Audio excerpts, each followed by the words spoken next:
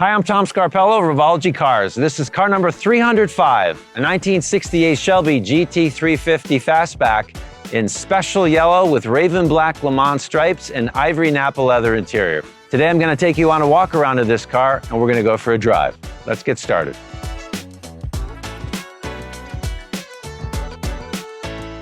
Okay, car number 305, 1968 Shelby GT350 fastback, special yellow. Actually, it was just called yellow. It was a special color. There were a handful of Shelbys in 1968 that were painted something other than the standard colors. This was the most popular of those colors. It was code WT6066. And there were 5 other colors. There were a couple oranges, one red, I think a green. Very low volume. There were a total of 142 cars painted this yellow color. Of the GT350 fastback, only 9, so very rare color, but very much original. This car has the painted Le Mans stripes in raven black, so it's a really striking color combination. So the 1968 Shelbys were almost identical in appearance. As far as the body panels go, they were identical. What was different was the badging. So you'll notice the fender badge for the GT350 said Cobra, whereas the GT500 KR had a Cobra Jet badge. Of course, the stripe GT350 instead of GT500 KR. And at the back of the car, the GT350 featured Shelby Cobra badge in the fuel cap, whereas the GT500 KR had a Cobra Jet badge. Otherwise, they're identical. So it's a very sharp, very distinctive looking car. So back to the special yellow paint. So in 1968, production for the Shelby Mustangs was moved from Shelby's Venice, California facility to A.O. Smith in Michigan. And a similar process where they would get the base car from the Ford factory. In this case, the New Jersey factory would ship the base Mustang to A.O. Smith for conversion. And in order to save time in assembly, they had the unique fiberglass pieces painted at the supplier of the fiberglass. And so the paint didn't always match. And that was a bit of a struggle, particularly when you're doing low volume colors like this. So this is a common process today. Most cars nowadays use a lot of thermoplastic parts for fascias, rear view mirrors, things like that. And those are painted at the supplier. It's a different material, it requires a different paint process, but then you always have the risk that the paint is not going to match perfectly because there are a lot of environmental factors that can affect the way that the paint looks. Now, modern paint shops are automated, so the process is highly controlled, but still, there is a possibility of a mismatch. So when you think back then to 1968, painting these parts at the supplier's facility and then, joining them together at the assembly plant, it was kind of new territory for them back then. So anyway, that's one reason that nowadays you don't have a lot of color choices in an OEM car, just because of the complexity of matching the paint color between what's painted in-house at the factory versus the things that are painted at the supplier's facility. Okay, inside car 305, ivory Nappa leather interior. This is a Mercedes leather and one of our more popular interior options. The black dash pad is a Porsche leather. The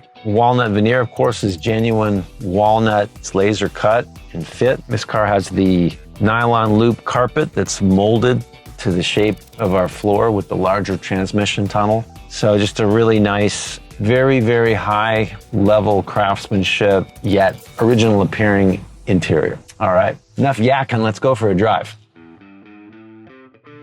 All right, we're driving car 305, 305 cars produced and delivered to date. 300 came and went without any fanfare. Seems like it's not even a big deal anymore.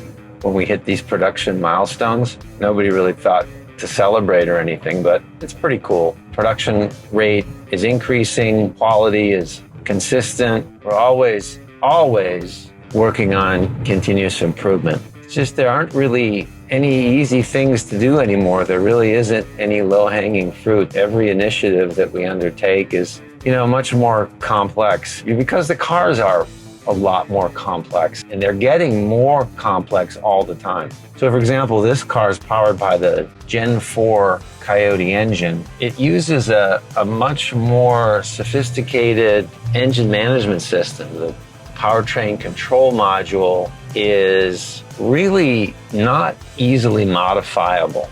I would say right now, not modifiable. And even Ford Performance doesn't offer a great solution for a Gen 4 using the Gen 4 powertrain control module. They came out with the Gen 4X, which is essentially a Gen 4 engine with a Gen 3 intake and a Gen 3 PCM that's recalibrated to run the Gen 4 engine, which has a few differences like the camshaft profile, cam timing, and some other differences. That's essentially what we have. We buy the Gen 4 engine and we install the Gen 3 intake and the Gen 3 PCM with our unique calibration. Now, on this particular car, because it has the 10R80 transmission, the transmission controller is part of the powertrain control module. So all the transmission shifting and functionality is also electronically controlled. So that adds even more complexity.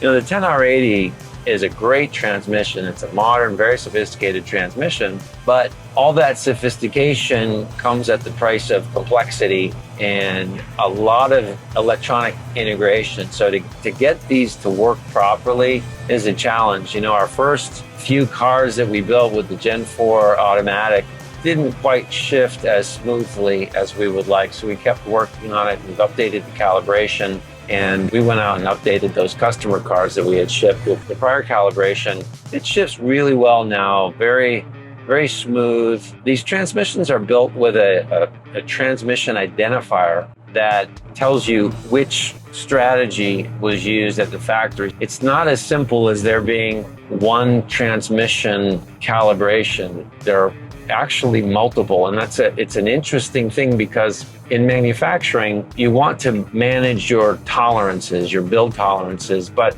obviously the more tightly you control your tolerances, the more costly is your manufacturing process and time consuming. So if you can loosen up your manufacturing tolerances a little bit, it'll allow you to be more efficient in assembly. And so what Ford does, and I'm sure GM does it as well with their version of this transmission, is they've developed different strategies that cover the variance that you might see in manufacturing. They'll take a transmission off the line, they'll run it through some tests, and based on how it responds, they'll apply the transmission strategy that works best with that particular transmission. The strategy is on a tag on the engine. It's called a transmission identifier. And so we'll scan that tag. We'll determine which strategy is correct for that transmission. And then we'll load that strategy into that particular car. So the transmission strategy is matched to the transmission. Anyway, a lot of details, but those details are really the difference between a car that runs and a car that runs well. A car that actually works like it was designed to work. And it's a lot of extra effort to get it dialed in, but that's really, the only way to do it properly. If you're not doing this every day, it would be a real challenge, I think, to achieve that level of refinement. But this is what we do every day.